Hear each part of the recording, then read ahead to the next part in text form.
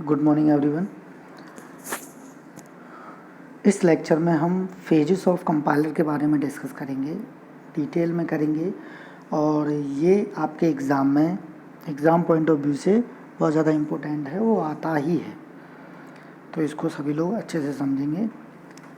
तो compiler design, phases of compiler. The compilation process is a sequence of various phases. Each phase takes input from its previous stage and has its own representation of source program and feed it to output to the next phase of the compiler.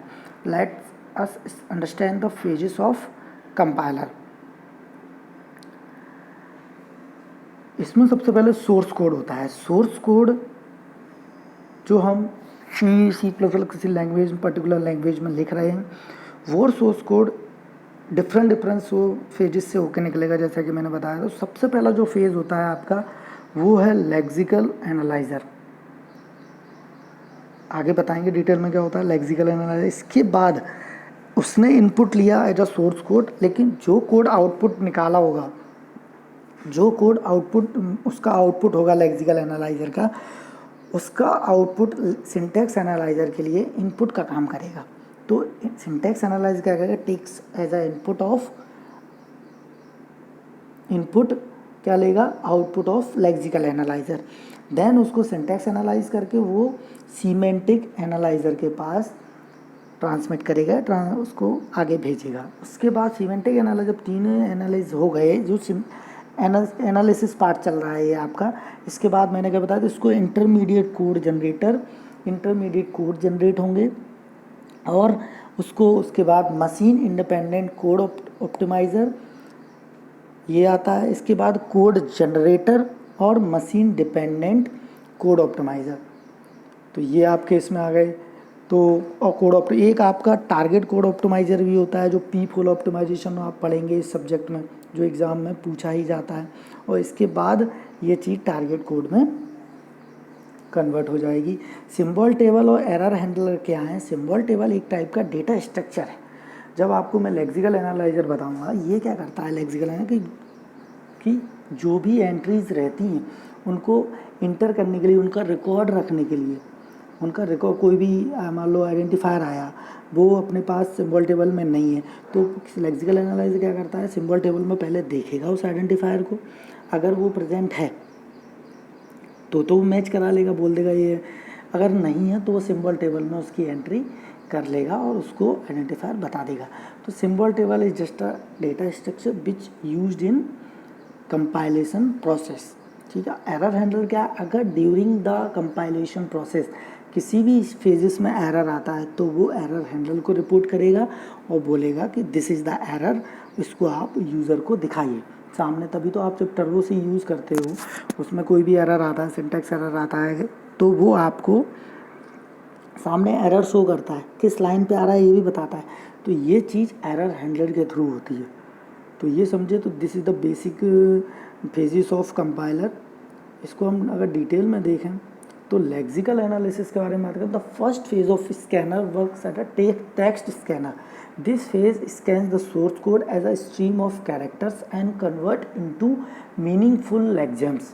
Lexical analyzer represent these lexemes in the form of tokens, that means token name, attribute value. इसका मतलब क्या है, lexical analysis क्या है, first phase है ना। जैसे ही उसमें कोड गया, ये क्या करता है, पूरे कोड को टोकन्स में कन्वर्ट करता है, छोटे छोटे टोकन्स या वर्ड में इसको स्ट्रीम को लेता है। कोई भी कोड आया कैरेक्टर्स में लेगा, इनको उसको मीनिंगफुल लेक्जेम्स बोलते हैं। इसको जो टोकन्स में कन्वर्ट करेगा उनको लेक्जेम्स बोलते हैं। जैसे कि इंट ए आया तो इंट के लिए एक टोकन बनाएगा और ए के लिए अलग बताया। इंट क्या है, कीवर्ड है, कीवर्ड को वो यूज़ करेगा, उसमें देखेगा सिंबल टेबल में अगर INT ए ये लिखा हुआ है तो बोल देगा ये सही है। अगर मान लो NIT लिखा है तो NIT को वो कुछ नहीं बताएगा, तो एरर बता देगा। तो लेक्सिकल एनालिसिस बेसिक क्या कर रहा है, कोर्स को जो कोड रहता है उसको टोकन्स में कन्वर्ट किया। उन टोकन्स को हम क्या कह रहे हैं, लेक्जेम्स कह रहे हैं, और टोकन बाई टोकन उनको आइडेंटिफाई करता है, इट इज़ वैलिड और नॉट।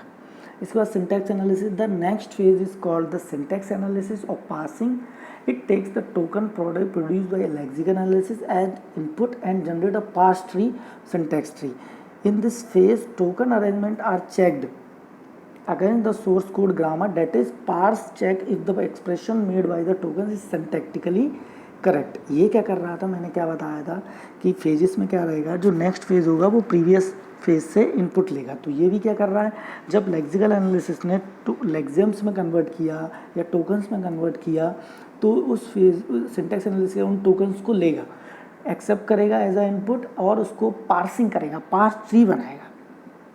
ठीक है, पार्स ट्री बनाएगा जिसको सिंटैक्स ट्री भी कह सकते हैं, और उसको चेक करेगा, जैसे कि सिंटैक्स चेक करते हैं, जैसे कि दिस इज़ अ कैट। अगर मैं बेसिक एग्जांपल बता रहा हूँ, दिस इज़ अ कैट, तो वो चेक करेगा कि दिस इज़ अ कैट सही है, इसका सिंटैक्स सही है क्या, ऐसे लिखा है, नहीं तो इज दिस अ कैट, इसको चेक करेगा। तो इनको सिंटैक्टिकली चेक करेगा, तो दिस इज़ अ कैट में तो बता देगा वो कि this is a syntactically correct.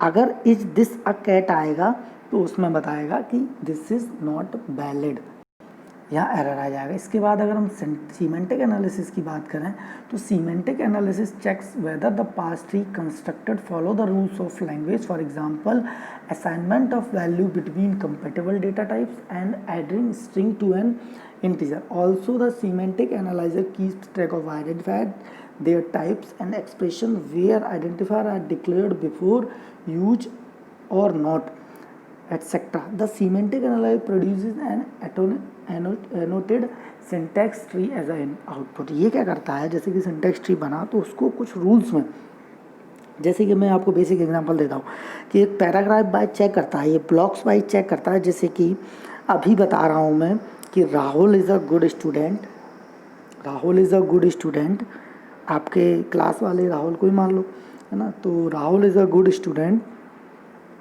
he is belonging to CSE department and now he is in a 5th semester। अभी राहुल के बारे में बात हो रही है, लेकिन जैसे ही मैं किसी दूसरे स्टूडेंट्स के बारे में बात करूँगा वो 5th सेमेस्टर में रिलेटेड नहीं है, तो ये एरर बता देगा। तो अगर राहुल के एक पैराग्राफ में राहुल के बारे में बता रहे हैं तो राहुल के बारे में ही बता रहे हैं, किसी दूसरे के बारे में नहीं बता रहे। कहने का मतलब ये है, सीमेंटिकली कोई भी चीज़, अगर प्रोग्रामिंग की बात करें, अगर कोई हमने कीवर्ड लिया है ना, उसका स्कोप कितना है, अगर उसका स्कोप विदिन रेंज में है तो वो ठीक है। अगर उसका scope out of the range चला जाता है तो वहाँ वो चीज़ एरर प्रोड्यूस करती है। तो this is checked by the semantic analysis. Intermediate code देखेंगे, after semantic analysis the compiler generate an intermediate code the source code for the target machine represent a program for some abstract machine. It is in between the high level language and the machine language. This intermediate code should be generated in such a way that it make it easier be transmitted into target machine code. इसके बाद code optimisation हुआ। Code optimisation में कोई redundancy remove करना है, intermediate code बार बार आ रहे हैं उनको रिमूव करना है, तो बेसिक उसको इम्प्रूव करने के लिए, जिससे क्या होगा, speed of the program execution without wasting resources. Code generation, इसके बाद at last code generator take the optimize representation of intermediate code and maps into target machine code. The code generate translate the intermediate code into sequence of relocatable machine code, sequence of instruction of machine code, perform the task the intermediate code would do. ये इस लेक्चर में हमने basically last आपका symbol table है, is a data structure maintain through out all the phases of compiler, all the identifier names along the data types and stored here. The symbol table makes it easier for the compiler to quickly search an identifier record and retrieve it. The symbol table also used for feature for scope management. तो इसमें हमने basically इस लेक्चर में क्या पढ़ा, phases of compiler के बारे में डिस्कस किया। Thank you.